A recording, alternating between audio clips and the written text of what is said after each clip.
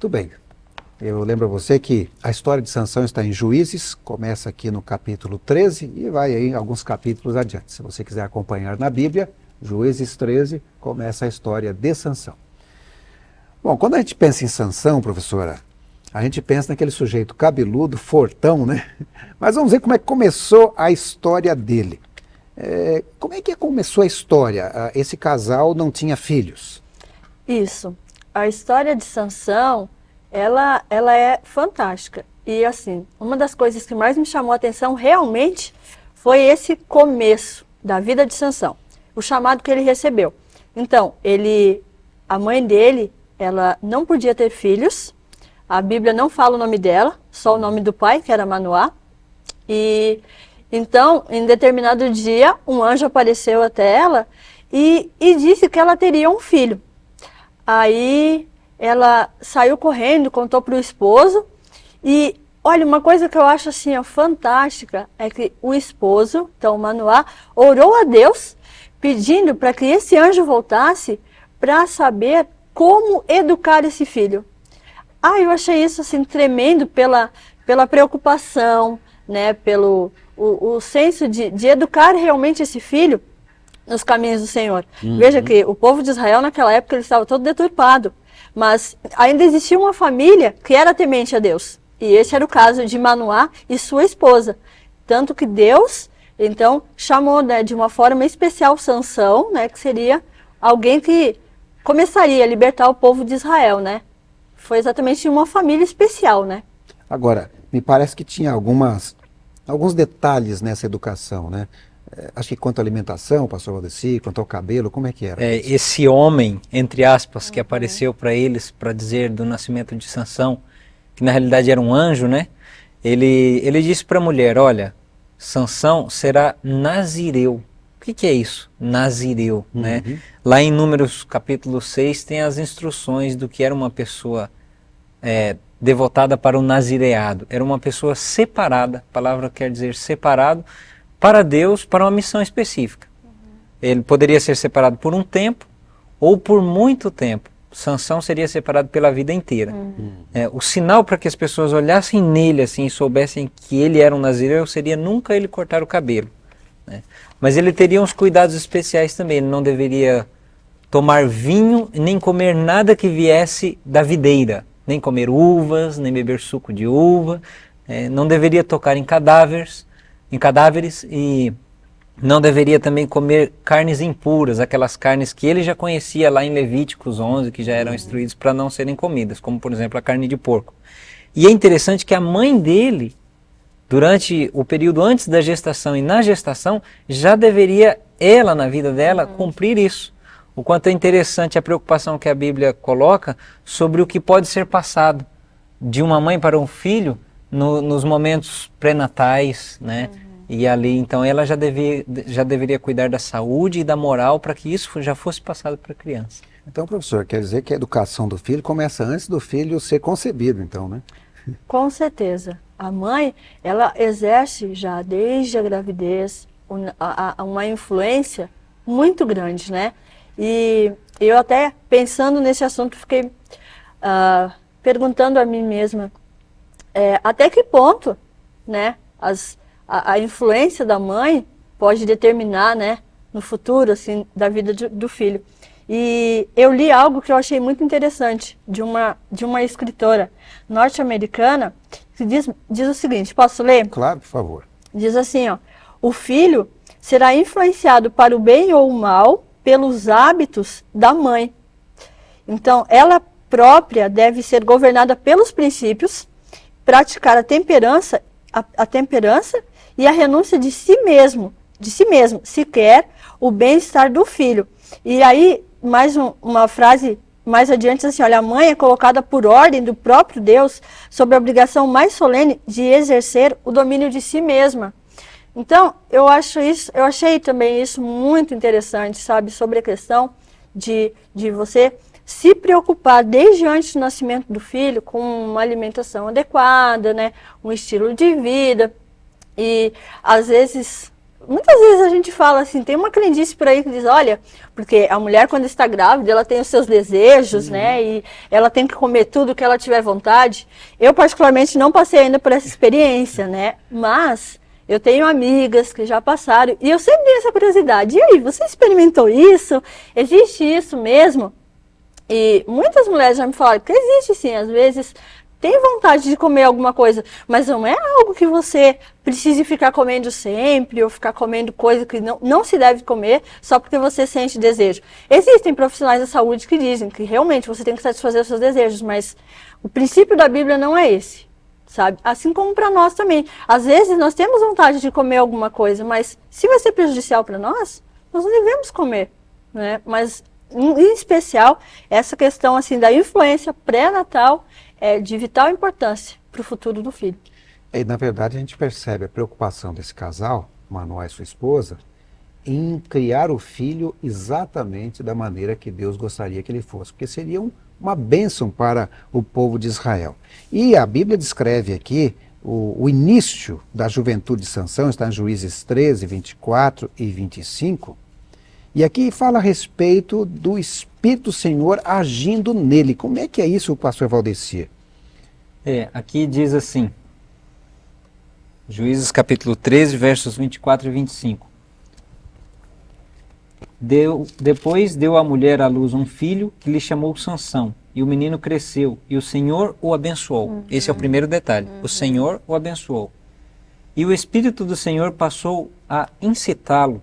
Em outras versões diz, o Espírito do Senhor começou a atuar nele. Aqui essa versão agir nele. A agir nele. Então, o Espírito de Deus começou a operar através dele. Isso é o batismo do Espírito Santo, né? As pessoas perguntam o que é o batismo do Espírito Santo, tem que falar línguas, tem que ter manifestação especial. O batismo do Espírito Santo é uma capacitação que Deus dá para o servo dele realizar uma obra dele. Né? Então, uma coisa é eu cantar uma música que fala de Deus tecnicamente. Outra coisa é quando eu canto essa música, o Espírito Santo trabalha através da minha voz, através do ouvido da pessoa que está ouvindo, para que aquela música toque o coração daquela pessoa e abra o coração. Porque é o Espírito Santo, como diz João, que convence o mundo do pecado, da justiça e do juízo. Né? Então, essa atuação do Espírito Santo é uma capacitação especial para as habilidades que eu tenho para realizar o trabalho de Deus. Né? E a lição que eu achei interessante daqui é que Sansão era jovem. Jovem, você, como jovem, apesar de ser muito tentado, de passar por muitas dificuldades, para servir a Deus, você pode receber o batismo do Espírito Santo. E adultos, confie nos jovens, porque eles podem ser usados pelo Espírito Santo para realizar a obra de Deus. Bom, mas aqui aparece Bom, sabe que a vida de Sansão é uma vida assim com altos e baixos, e a Bíblia não esconde nada disso, né? Aqui diz que houve uma mudança no caráter de Sansão. Na verdade, todo jovem chega um momento que quer se casar. Mas ele fez uma escolha muito errada aqui, né, professora Fátima? Sim. Sansão, você percebe de acordo com o relato bíblico, que ele tem uma tendência para sensualidade. E você percebe também assim que ele valorizava, né, especialmente o físico. E eu acho que ele não estava satisfeito com as moças que ele conhecia do povo de Israel. Tanto que ele foi passear, diríamos assim, pelas terras do inimigo, os filisteus. Então lá ele encontrou uma moça e ele diz a Bíblia, não sei exatamente onde está agora, mas diz 14 a Bíblia... versos 1 a 3 aqui. Então, ele... Olha, consiga essa mulher para minha esposa. Na verdade, olha, ela era do povo inimigo, ele nem a conhecia, mas ele se agradou dela. Não, mas ele falava para os pais, eu me agradei dela, eu quero casar com ela, e ponto. Né? Então, eu acho que isso já foi, assim, uma das escolhas erradas de Sansão, fizeram com que ele tivesse consequências terríveis depois, né? Eu fiquei pensando ao ver isso aqui, porque a gente, na primeira pergunta que eu fiz ao senhor, pastor, lá dizia assim que o Espírito do Senhor estava agindo nele. E dá a impressão aqui que o espírito do mal também procurava Tentá-lo, Tentá-lo, né? É verdade. olha, é o grande conflito na vida de uma pessoa, né? Exatamente. Como a Fátima falou, a gente vai ver ao longo da vida de Sansão uma fraqueza dele em relação às escolhas que ele fazia para escolher alguém do sexo oposto. Só que isso começa aos poucos. Primeiro, ele não foi procurar uma prostituta, ele foi procurar uma esposa. Exatamente. Só que, ao procurar, é que ele começou a escolher errado. Não, eu quero essa. Ele conhecia Deuteronômio, e Deuteronômio falava, Deus dizia lá, não case com alguém estrangeira. Né? Assim como no Novo Testamento a gente tem orientação para uma pessoa não casar com um descrente, porque o casamento não vai dar certo. E o pai aconselhou, e qual foi a resposta de Sansão? Não, eu quero essa porque essa agradou aos meus olhos. Exatamente. Então a gente percebe que, assim, Sansão tinha um egoísmo muito forte e ele desde novo começou a alimentar esse egoísmo. E a gente vai ver ao longo da história de Sansão que foi esse egoísmo a raiz para todas as desgraças dele, né? Esse erro que Sansão cometeu em escolher uma pessoa descrente de uma outra religião, as pessoas, professora Fátima, hoje é comum cometer também, não é? Sim, acontece. Sabe, com a história de Sansão, acredito que nós podemos aprender alguns princípios muito interessantes. De repente, nós sabemos e às vezes não queremos praticá-los na nossa vida ou, enfim, não damos ouvidos aos ensinos da palavra de Deus. Uma das coisas que eu acho muito importante é com relação ao que você acabou de falar, que é o conselho dos pais. Sansão não ouviu seus pais, sabe? E hoje, para os nossos dias, é muito importante para um jovem, antes de ele decidir assumir esse compromisso tão importante que é o casamento, ouvir os conselhos do pai. Às vezes você pensa, mas o meu pai já viveu há muito tempo, ele já é meio quadrado, né? Essas coisas do tipo assim, mas os pais têm experiência. E eles são representantes de Deus. Por mais que eles tenham as suas limitações, as suas dificuldades, os pais são representantes de Deus. Então, é importante ouvir os conselhos dos pais. E casar com uma pessoa que não acredita no mesmo que você acredita, é uma outra escolha muito complicada. Eu percebo isso assim, por exemplo, algo prático que acontece no nosso caso. Eu tenho um estilo de alimentação. Eu tenho como princípio me alimentar da forma mais saudável possível. É lógico que você nunca vai conseguir ter uma alimentação perfeita aqui neste mundo, mas você procura o mais saudável. E, graças a Deus, o Valdeci pensa da mesma forma que eu, sabe? Isso é um dos pontos, sabe? Então, eu acredito que é muito importante você realmente escolher para casar com você uma pessoa que acredite no que você acredita. Tem os mesmos valores. Que tenha os mesmos valores, sabe? Que tenham...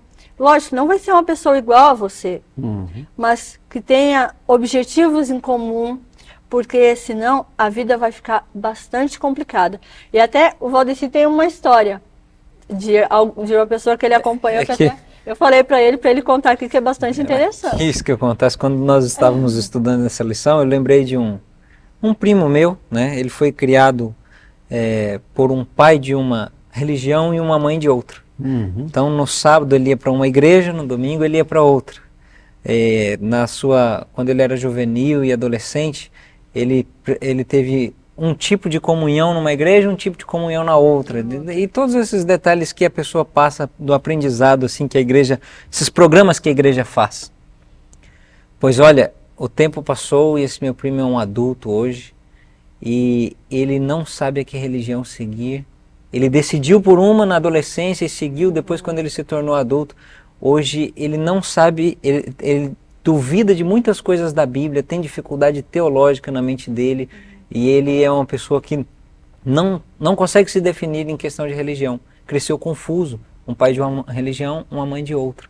Né? Assim, não foi por culpa deles, eles conheceram a religião depois de casados, mas se você tem oportunidade antes, esse é um detalhe muito importante. É muito importante. Imagina a confusão na cabeça dessa criança.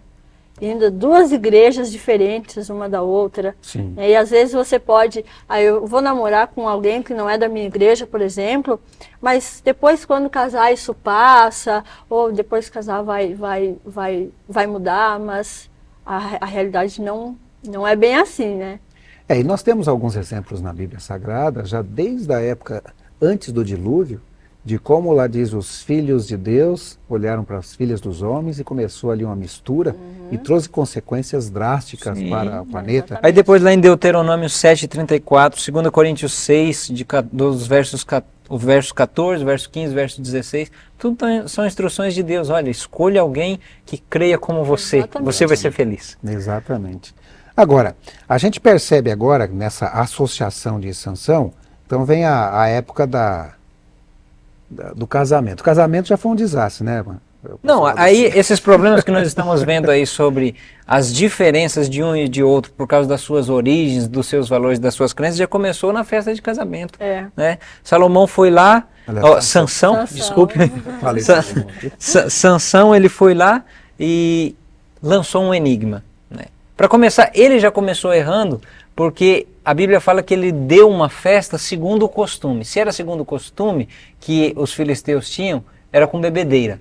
Né? E ele era alguém que não deveria nem tocar em qualquer fruto que viesse da videira, como nós já falamos aqui.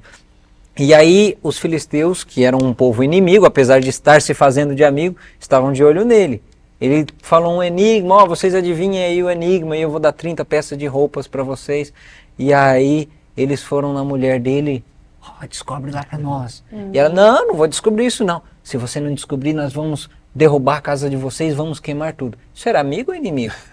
Aí, eram os convidados. Pois né? Aí já começou, e nesses convidados também a gente já vê uma desconfiança, porque o costume da época era ter 3 convidados de honra para acompanhar o noivo. Eles escolheram 30, 10 vezes mais. Isso já é um sinal de que eles estavam desconfiando do amigo inimigo que eles tinham, que era Sansão. E aí, todo esse jogo de desconfiança. Aí ela, não posso perguntar se é de ela ir para o marido e se abrir com ele e dizer para ele o problema. Não, ela traiu ele.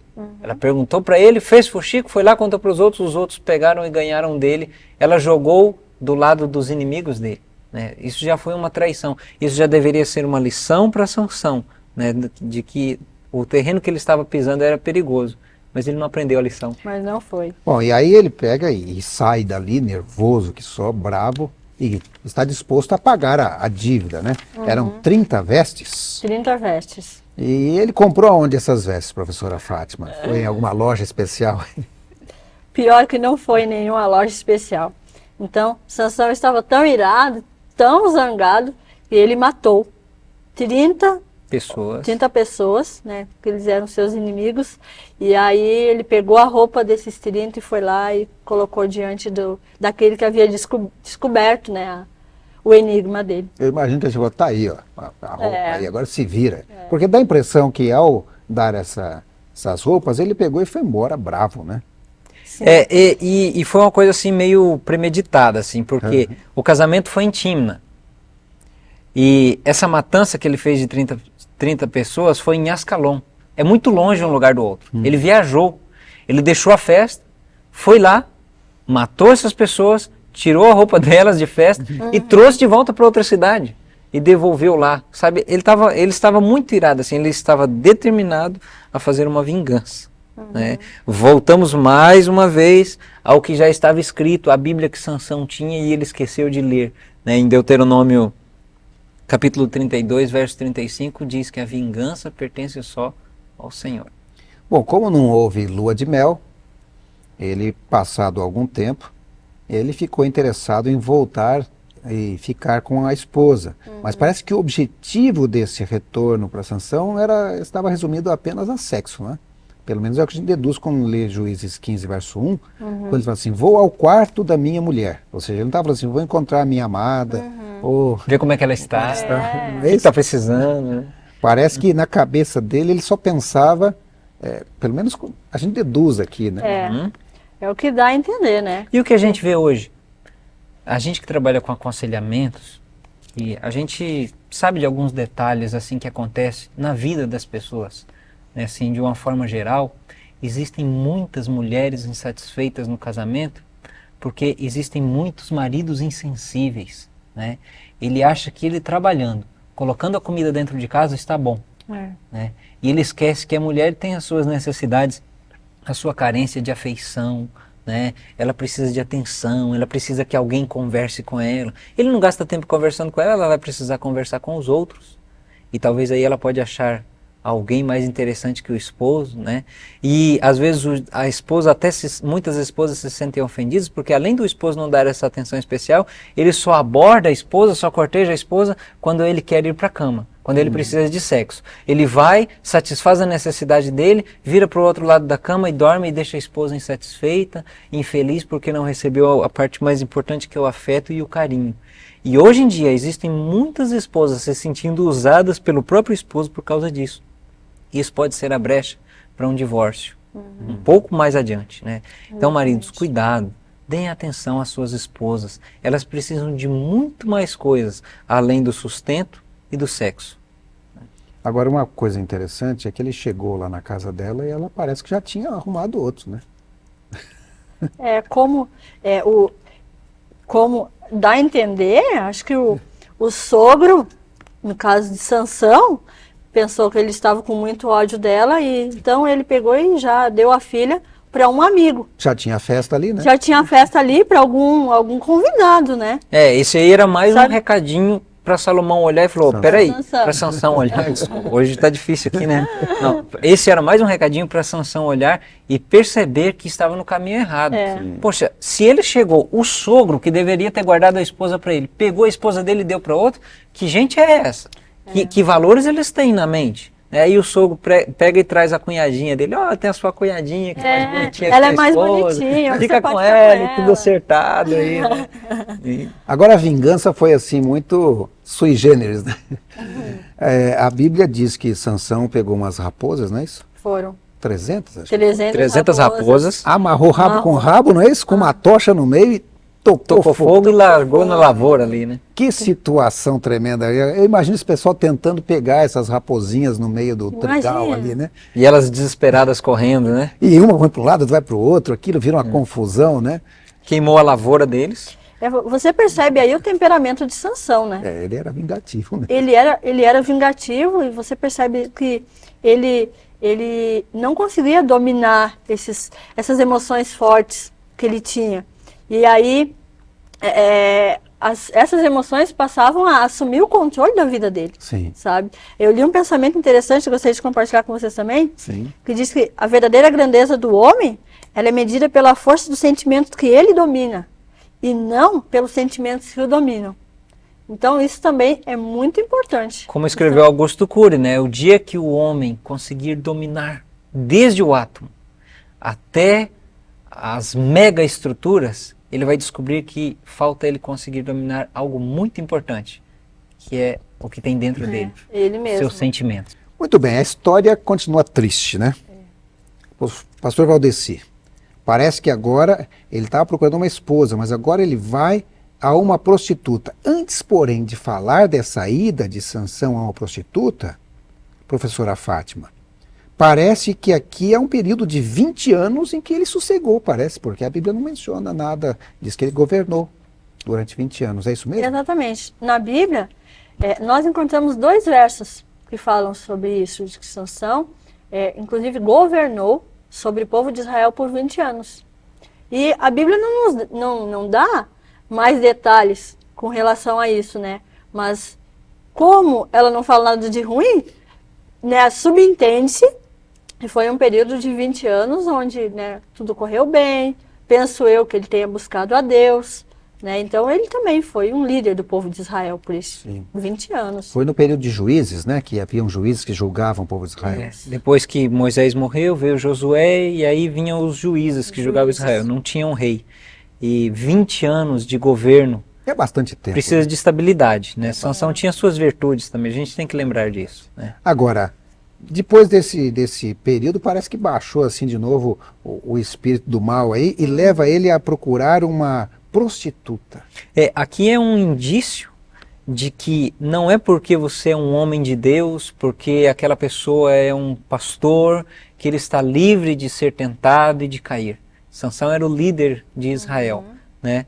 Mas aqui não diz, e aqui vem uma lição que às vezes numa leitura muito rápida da Bíblia a gente esquece. As pessoas costumam interpretar a vida de Sansão, pastor Jonathan, assim, ó. Sansão foi buscar uma prostituta. Não foi. Sansão foi a Gaza. Sansão foi a Gaza. E ali Ele viu uma prostituta. O que era Gaza? O território filisteu, o território israelita, naquela época, se você olhasse o mapa, ele estava todo cravejado de cidades filisteias no meio.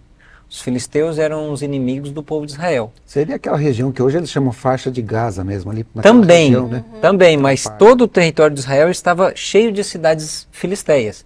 Os filisteus eram um povo que não adorava a Deus e que era inimigo dos israelitas, mas tinham as suas cidades espalhadas no território israelita. Gaza, que está realmente perto do litoral, ali na faixa, que hoje que é a faixa de Gaza, era a principal cidade, como se fosse a capital dos filisteus. A cidade mais fortificada, mais idólatra, mais corrupta. E Sansão foi lá. O que ele foi fazer lá?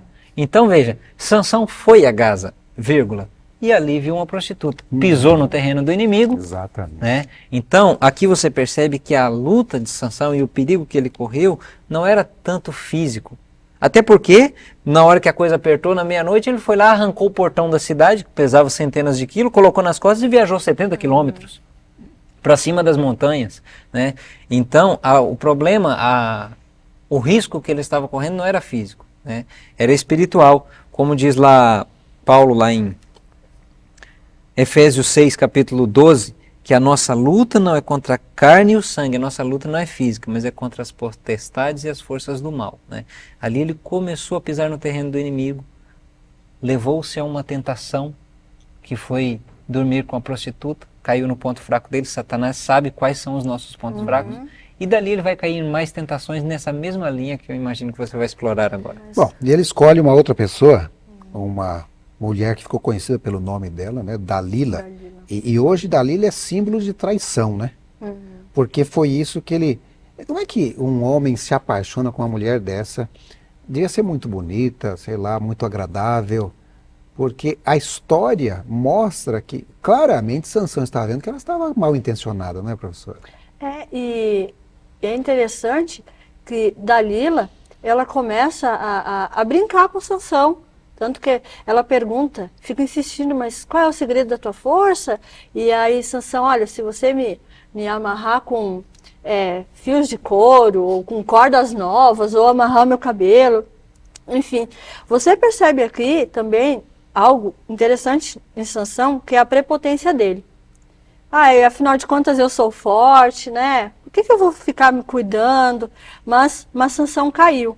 E sabe, hoje nós também às vezes corremos o risco de repente nos acharmos, sabe? Porque essa força de Sansão era um dom especial concedido por Deus.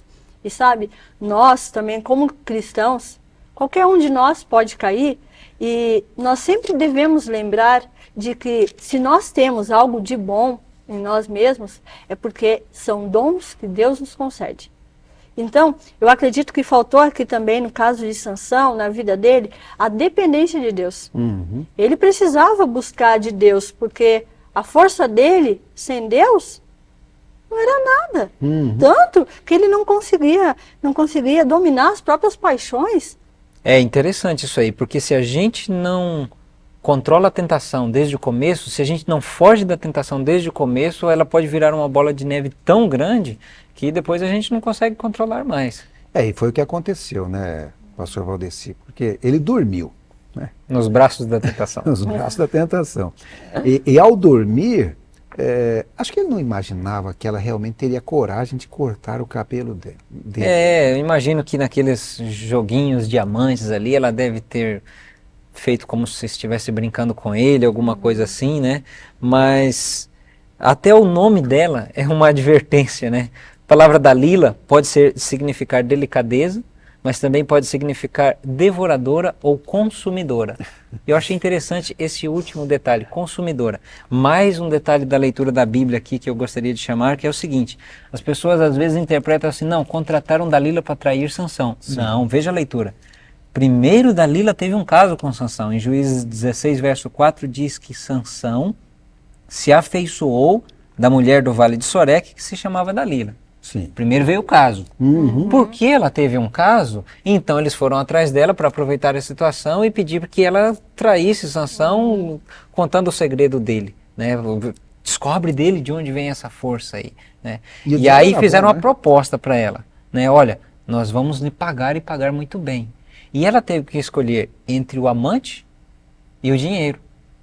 E aí ela escolheu o dinheiro. Dalila, a consumidora. Cuidado com as consumidoras, viu? Sabe, eu vou confessar uma coisa para você. Antes de casar com a Fátima, durante o nosso período de namoro, eu observei muito, e ela não sabia disso. Depois que ela ficou sabendo, já pensou? Eu observei muito como ela ganhava o seu dinheiro, como ela gastava o seu dinheiro, como ela administrava as coisas dos outros. Porque vai ser minha esposa, vai partilhar comigo da minha conta financeira. Eu sou pobre, como é que eu vou administrar as coisas depois, né? Então, assim, temos que olhar para isso, né? Como é que as pessoas consideram mais importantes? As coisas ou a sua pessoa? Mas vamos à parte final da história, porque a parte final da história, tudo bem, ele sofreu, ele foi preso, realmente perdeu sua força. Dá até a impressão que o período de graça de Sansão tinha acabado ali. Ou seja, uma vida derrotada, vamos dizer assim, o final da vida na derrota. E finalmente chega um momento em que Sansão é levado para dentro de um templo, onde estão ali milhares de filisteus, louvando a um Deus que não era o Deus verdadeiro. E ali ele tem um momento de reflexão com Deus, né, professora Fátima? E esse final da vida dele, ele na verdade foi um final vitorioso, não é? Foi. A Bíblia não menciona assim, que ele se arrependeu, né? Mas ele lembrou-se de Deus. Sim. E olha, ó soberano Senhor, lembra-te de mim. Ó Deus, eu te suplico, dá-me forças mais uma vez e faz com que eu me vingue dos filisteus por causa dos meus 2 olhos.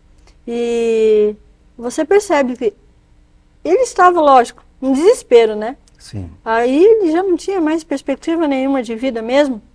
E às vezes a gente acaba cometendo o mesmo erro de buscar Deus somente no desespero, né? Mas Sansão lembrou de Deus. E Deus atendeu o pedido de Sansão, né? O que nos mostra que Deus agiu com graça com ele, né? E ele, diz a Bíblia aqui, que na sua morte ele matou mais homens do que em toda a sua vida, libertando assim o povo de Israel daquele jugo filisteu. Agora, uma coisa importante, pastor, nesse finalzinho de tempo que temos, o livro de Hebreus coloca Sansão na galeria de heróis da fé. Sim. Hebreus capítulo 11, verso 32, menciona ali Sansão como um herói da fé. Aí as pessoas perguntam, a vida de Sansão foi uma derrota ou uma vitória? Quando Sansão se colocou ali entre as duas colunas, derrubou tudo, matou aquele monte de filisteus e foi um suicídio, aquilo foi uma derrota ou uma vitória? Quando eu olho para Sansão, para o humano, foi uma derrota. Foi uma vida de fracassos, de paixões, e ele terminou morrendo com os inimigos. Quando eu olho para Deus, a vida de Sansão e o final dela foi uma vitória, porque no começo da vida dele Deus havia proposto, vai começar a libertar os filisteus, e no final ele terminou assim. Sim. E Deus salvou Sansão, porque Sansão buscou a Deus no seu último momento de vida. Muito bem.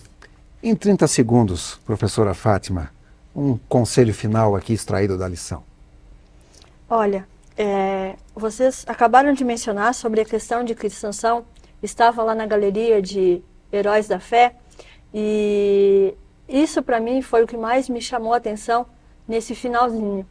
E você percebe ali o tamanho da graça e do amor de Deus, sabe? Então, hoje se você é um líder, se você está em uma posição importante, mas se você caiu, você pode ter certeza de que Deus, Ele é capaz de restaurar você, Deus é capaz de tomar nos seus braços e continuar os desígnios que Ele tem para a sua vida, a despeito de você mesmo. Porque Ele fez isso com Sansão, né? E tanto que lá no verso 38, olha o que fala de Hebreus 11, fala assim, olha, o mundo não era digno deles. Imagina falar isso de Sansão, e Sansão estava lá mencionado. Então, mesmo que nós caiamos, Deus estende a sua graça. Então, é preciso nós nos voltarmos para Deus, termos assim o senso de dependência dele a cada dia na nossa vida e desfrutarmos assim desse amor que Deus nos concede. E mesmo que nós caindo, Deus ele vem ao nosso socorro e nos restabelece, nos dando uma vida nova.